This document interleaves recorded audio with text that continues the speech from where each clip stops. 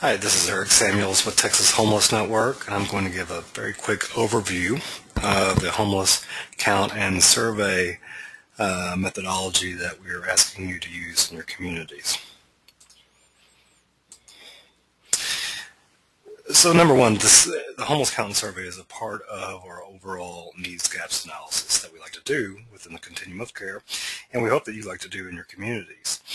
This count and survey will accomplish steps 1 and steps 2 in the analysis, and that is determining the number of people who are homeless and assessing the needs of homeless persons. Steps 3 through 6, we will accomplish those through other survey methods and also just working together in our local communities to develop projects and hopefully secure the money and the resources needed to establish those projects.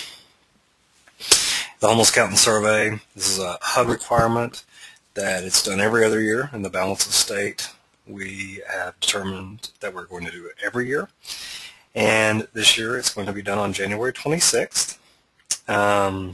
Most of Texas will conduct a count on that date as well, so your communities will be surveying people who are homeless, while cities such as Amarillo are surveying people who are homeless. So we don't only want to count people, we also want to measure the characteristics and assess the needs of the population. So we ask you and your community to administer surveys that will, number one, count the population and measure the characteristics of the population. So what's the point in time? Well, basically HUD has determined that all the surveys that they have us do should be done on a point in time basis. They're basically wanting to know what the state of homelessness would look like in your community at any point in time. They define the point in time date as being 24-hour period. We ask you and your community to determine what is the best timeline for you to conduct your survey. In some communities it could be 2 hours. In others it could be 10.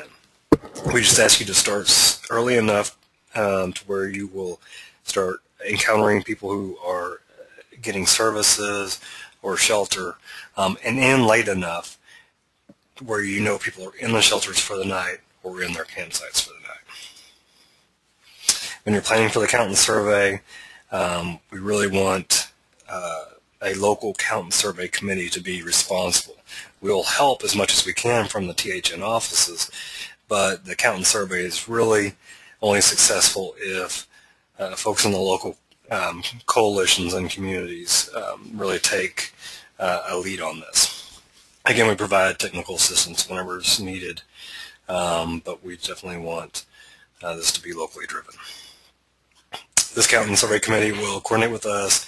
It will recruit and organize volunteers, conduct the training, and then later collect the count and survey forms, and if possible, coordinate data entry on site before shipping the surveys to THN. And lastly, when the report is produced, this committee will deliver results to the local coalition and community. So who gets counted and surveyed? Everyone who's in a shelter, basically, and everyone who is in unsheltered locations.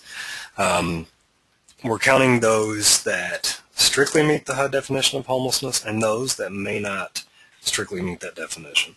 The reason we're doing that is because counting and surveying these people is important for all of our local communities, because you in your community work with those that meet that HUD definition and those that don't. And you need to know what's going on with that population to determine what the needs are in your community and hopefully determine what some of the solutions might be. Now, whenever we are reporting to HUD, we're using the HUD definition of homelessness. So when we run our analysis, we will take that number out. Those that meet that HUD definition, we'll take that number out, and that's what we'll report to HUD. But to you, we will produce reports that include both those that meet that HUD definition and those that don't. Now, where to do the count and survey? Basically, we're doing public places or known locations methodology. This is a really easy survey methodology. Basically, we want you to identify all the locations in your community where homeless people are known to congregate. And this includes shelters, unsheltered known locations, anywhere where people are who should be taking the survey. And to help determine where those locations are, you can use information from key informants, people in law enforcement, outreach workers, people who are currently and formerly homeless, anybody that could help you determine these locations, please talk to. Whenever you are determining where these locations are, it's a good idea to take a map and just identify the different locations where a survey will be conducted.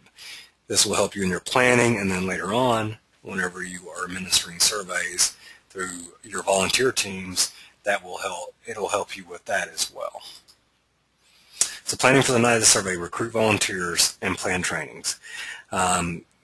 You're going to need a lot of volunteers if you're going to do a really extensive unsheltered location survey.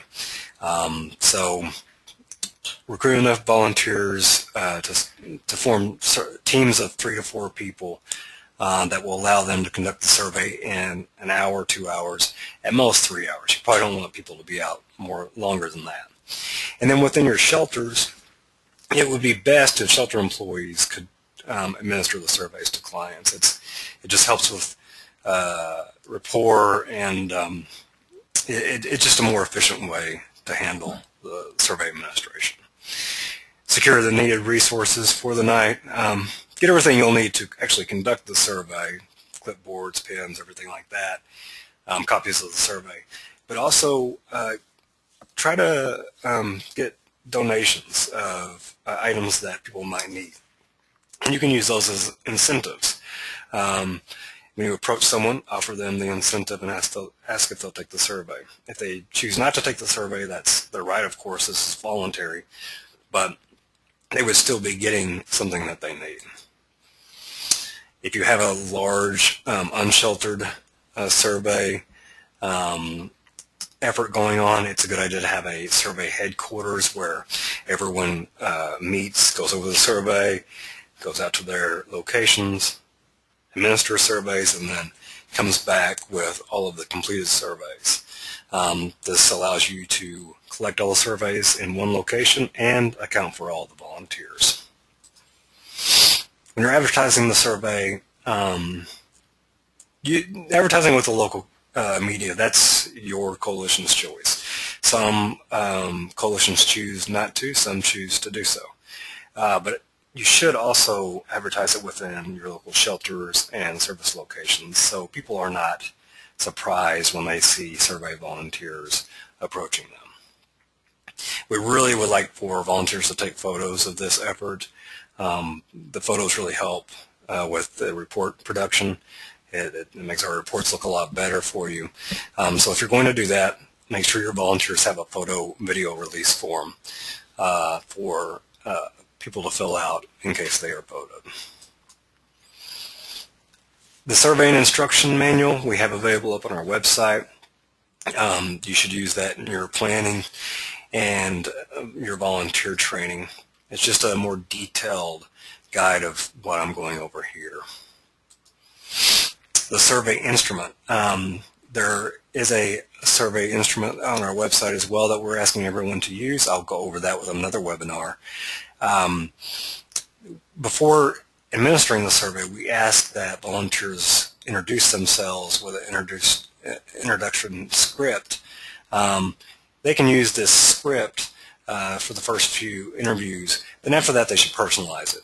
Mainly what they want to do is make sure to introduce themselves, make sure that the person knows that the survey is confidential and it's voluntary, and they should be able to tell the person what the survey is for if asked, and ultimately the survey is used to determine what the needs are in the community. So that could be their answer to that.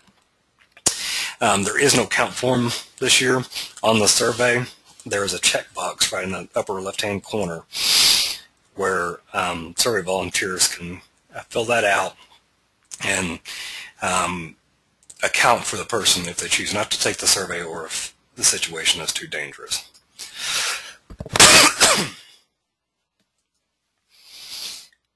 If they do check this box, then they should try to complete questions 4, 5, and 8 if that information is apparent. And that's just an effort to collect information on their race, their gender, and their family members. Make sure that the survey administrators review the survey and become familiar with the questions, because some questions, depending on how they're answered, will instruct the administrator to skip ahead a couple of questions before starting the questions again. And they should fill the surveys out themselves, not just hand them out. When it comes down to the analysis, we want all survey forms mailed THN. If you have enough volunteers in your community to do data entry, you should do data entry on site. It will speed up your reporting process. If you don't have those volunteers, we will do the data entry, but it will slow down the report delivery time, but we will do that. And ultimately, we do want all surveys sent to THM. We will produce reports and send them to your communities so you can use them in your planning. All of the survey documents are on our website at this link. Please go there and download everything you need. And click on the link for the webinar and where I go over the point-in-time count survey instrument to become more familiar with that. And if you need to contact me, please do so by this email or this phone number, or call my cell. Just don't post this in your shelter. I'm more than willing to help anyone who is in a homeless situation, but it's hard for me from Austin or the road often to do that. And if you need to contact my executive director, his name is Ken Martin, and his information is right here. Thank you for joining me, and good luck on the survey.